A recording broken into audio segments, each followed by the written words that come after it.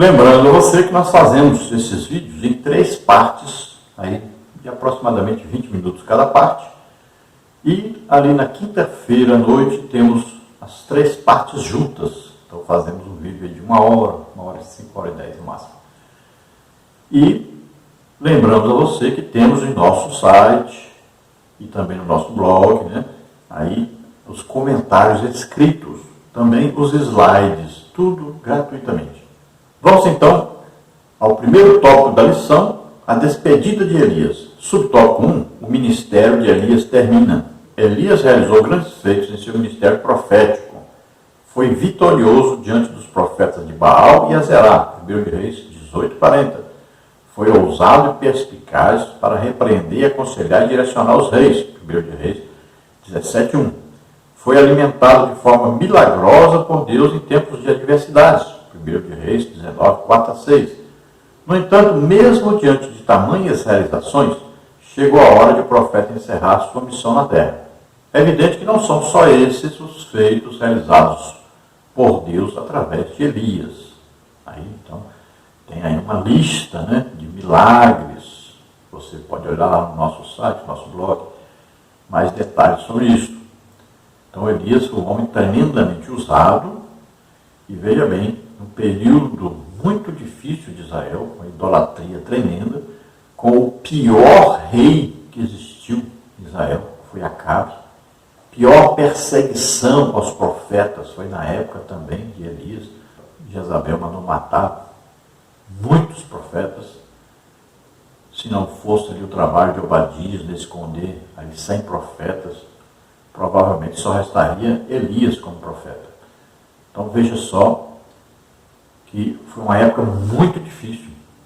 O trabalho mais penoso, mais difícil realmente, foi o trabalho feito por Elias. Foi a pior época de Israel ali. Foi a pior idolatria. Tanto é que a Bíblia diz que, como Acabe, não houve um rei tão ruim como Acabe. Foi péssimo realmente. A ponto de Deus amaldiçoar toda a família, Desde Omri, que era pai de Acabe, e toda a sua descendência, todos foram amaldiçoados. Então veja que Elias teve um trabalho muito grande, teve que ser um homem muito duro realmente, e um homem muito íntegro para poder suportar tudo aquilo. E o seu prêmio foi o prêmio mais fantástico que poderia acontecer. Ele foi levado, foi trasladado, levado vivo para o céu. Veja só que coisa maravilhosa. Então ele foi galardoado. A Bíblia diz que a fé agrada a Deus e diz que Deus é galardoador daqueles que o buscam. Então nós vamos chegar à conclusão que Elias chegou a ter uma intimidade tão grande com Deus que ele desejou ir embora, morar com Deus para sempre. Então quando Elias pede a morte, ele está pedindo para estar com Deus. O caminho que ele conhecia, qual que era? A morte. Morreu, pronto, estava com Deus. Então Deus deu a mais. A medida de Deus sempre é assim, transbordante, é mais do que a gente pede. Elias deve ter ficado muito surpreso, porque ele recebeu a revelação de que ele seria levado. Na cabeça dele, o que aconteceria? Ele seria morto e tudo bem, estaria com Deus. Mas não, veio uma carruagem de fogo, um redemoinho, e pegou Elias e levou. Uma coisa maravilhosa. Então esta é a recompensa que Deus dá a todo servo fiel a Deus. Nós não vamos ser arrebatados? Imagine, que coisa mais maravilhosa, fantástica. O arrebatamento. Temos um momento, um abrir e fechar de olhos, assim, de repente, transformados em corpos espirituais. Vamos ser arrebatados, levados. Vamos morar na Nova Jerusalém. Imagine que coisa maravilhosa. No subtópico 2, nós temos aí um profeta com grandeza de alma. Embora Elias seja considerado um dos maiores profetas do Antigo Testamento, a ponto de aparecer no Monte da Transfiguração, ao lado de Jesus e Moisés, Mateus 17:3, ele não proferiu nenhuma profecia de longo prazo e, provavelmente, não escreveu nenhum livro. Isso nos ensina que a grandeza de um profeta não é medida somente pelo tempo do cumprimento de suas profecias, mas principalmente pela integridade e grandeza de sua alma. Então veja, nós temos aí alguns profetas no Antigo Testamento que se destacaram, né? Como por exemplo Moisés, né? Sabemos que Abraão também era profeta. Mas em destaque aí nós temos como profetas, né, Moisés, temos aí Elias, Eliseu, e aí tem vários outros profetas, como Isaías, Jeremias, e vários outros profetas.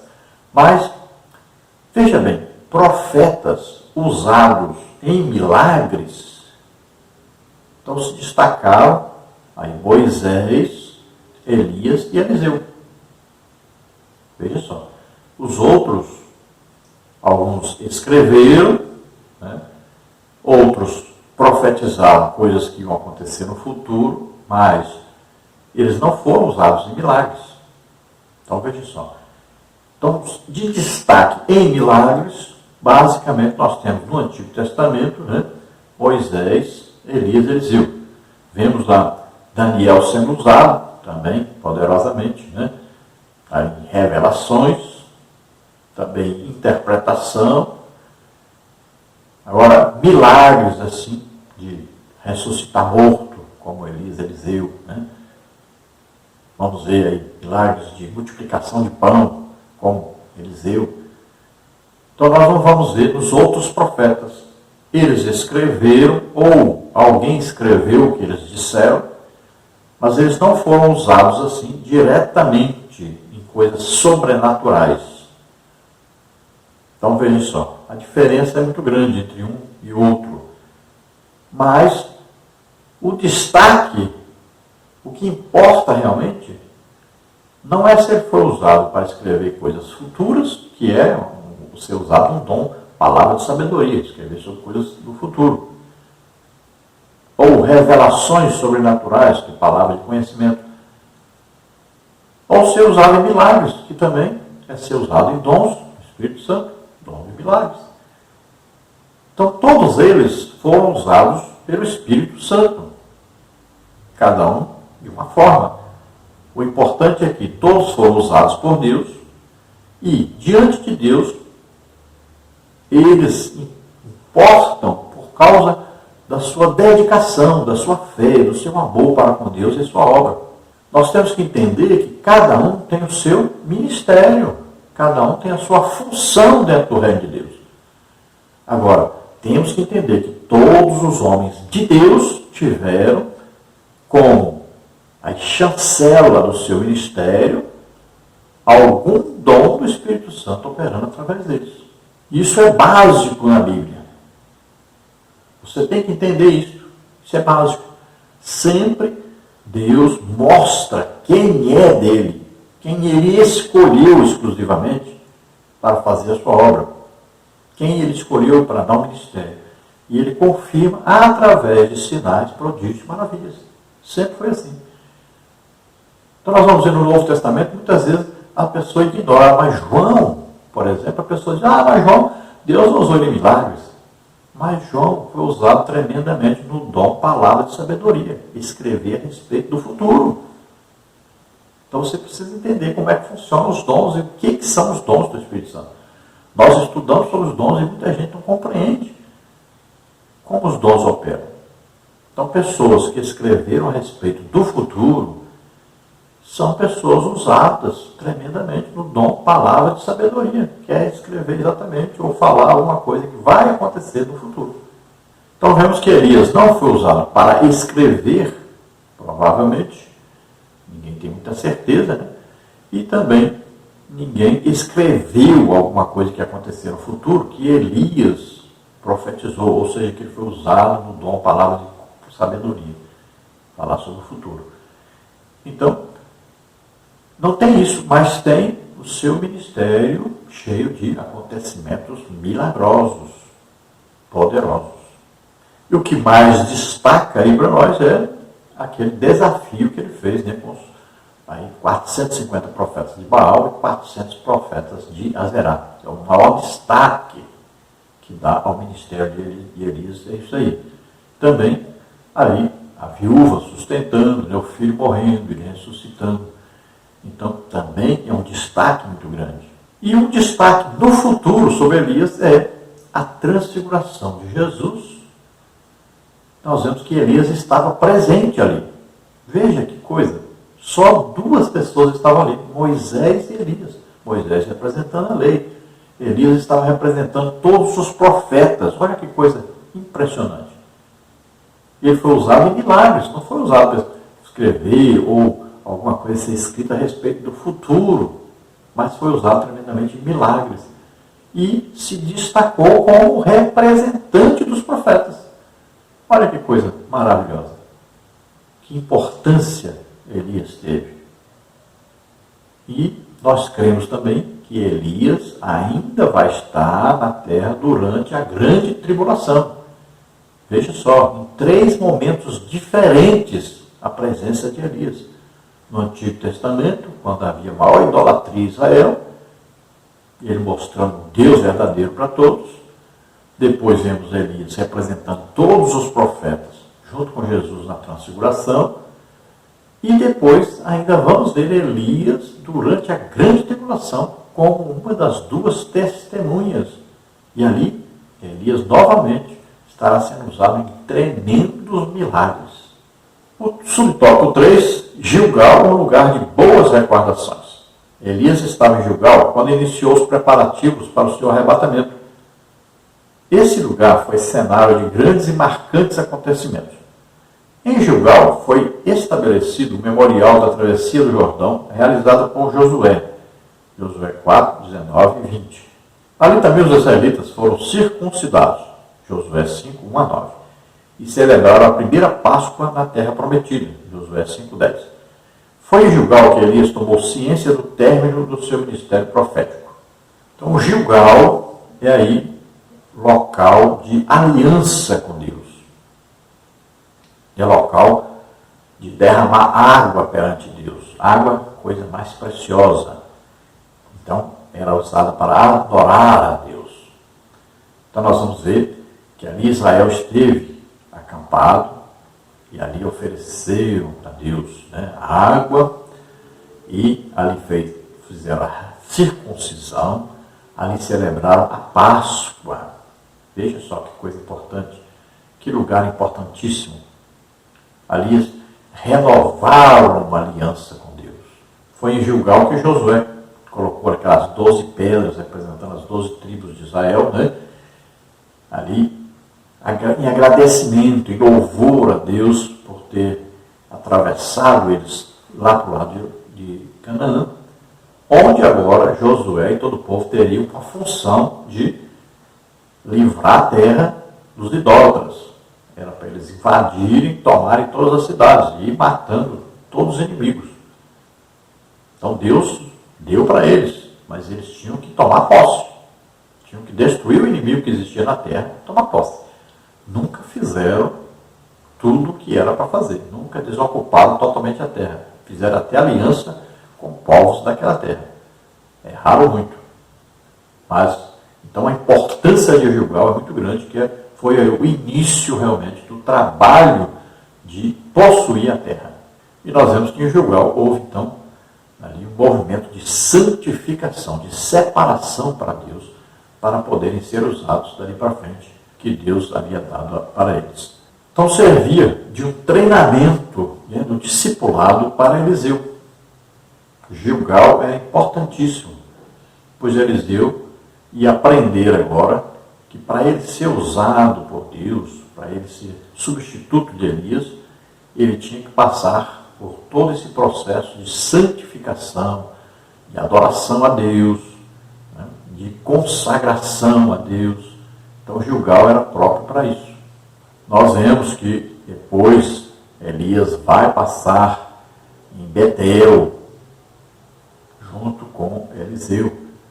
Betel, casa de Deus, ou seja, lugar de relacionamentos, onde Eliseu ia aprender sobre o relacionamento com o povo, relacionamento com os outros profetas, relacionamento com os reis.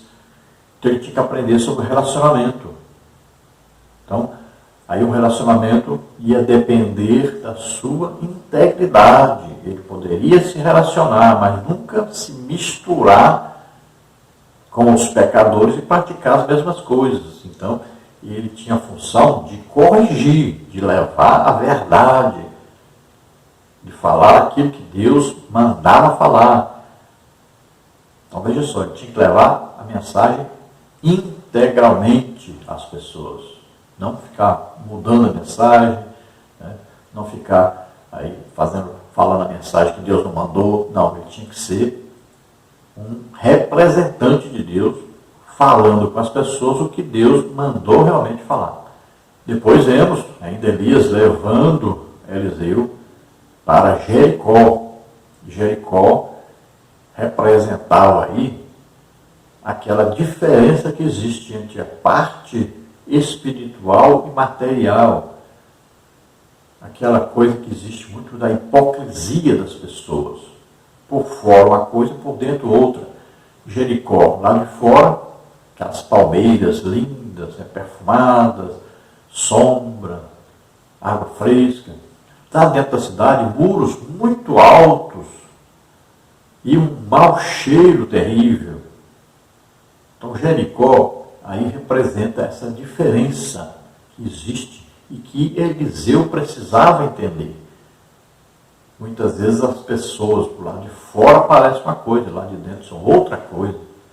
Em Jericó também Eliseu aprenderia que existem guerras e precisa-se manter muros para se proteger contra os inimigos.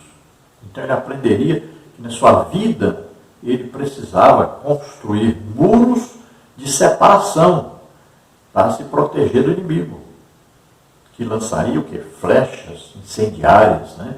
Tentaria invadir a sua alma, tentaria fazer o pecar, tentaria fazer o desviar-se de Deus. Então, Eliseu tinha que se preparar para essa guerra que ele enfrentaria. Então, ele tinha que ter muros bem fortes. Esses muros são construídos com o conhecimento da palavra de Deus e com muita oração, jejum. Então, existe uma preparação aí para enfrentar o inimigo e sempre vencê-lo. Então, primeiro se mantém a comunhão com Deus, depois aí que se resiste ao inimigo e ele foge. Vemos depois Elias levando Eliseu para o Jordão. O Jordão é um lugar de divisa. O Jordão fazia a divisa do território. Estava se dividindo a parte material e espiritual. Estava agora a parte normal da vida de Eliseu, uma parte sobrenatural. Quando eles passam para o outro lado do Jordão, agora vai acontecer o sobrenatural. Agora Elias vai ser tomado, trasladado. Olha só. Agora havia ali o quê? A oportunidade de receber aquilo que se desejava de Deus, agora no campo sobrenatural. Era muito importante. Então entenda por que Elias leva Eliseu agora ao Jordão. Então o Jordão é o lugar das águas. E ele passa para o outro lado. Ele ultrapassa a barreira.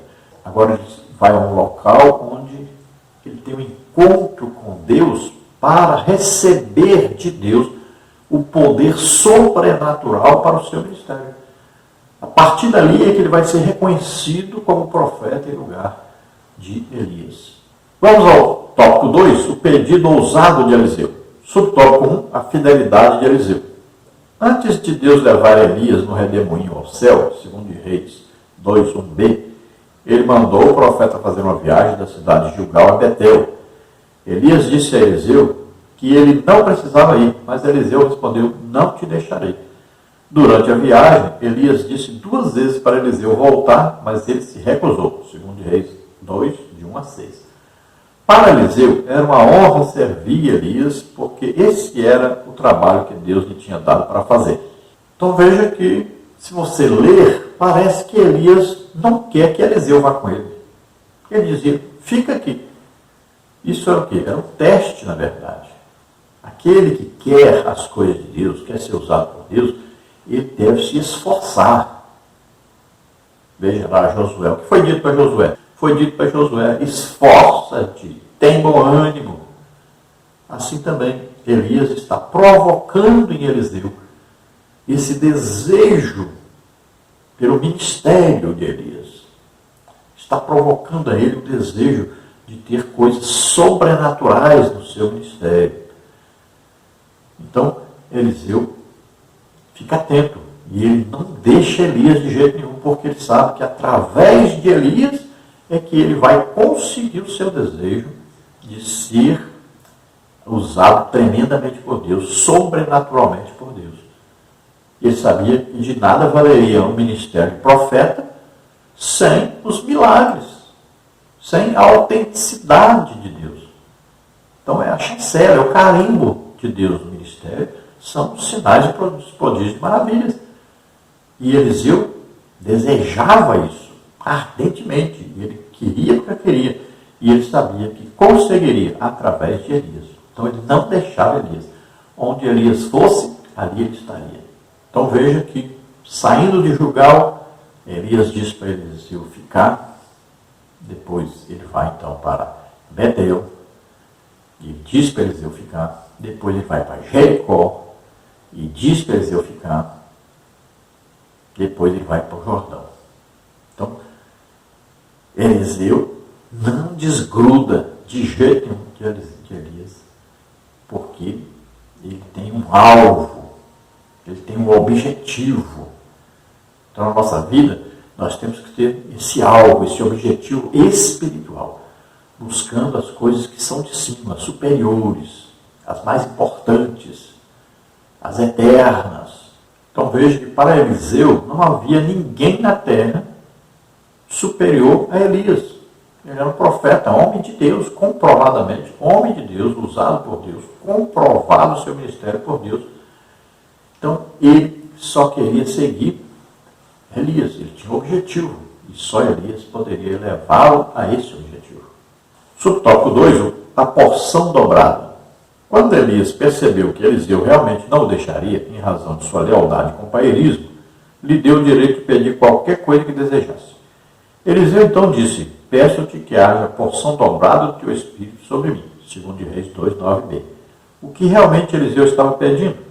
Em Israel, 2 partes de uma herança eram para o filho primogênito, Deuteronômio 21:15-17.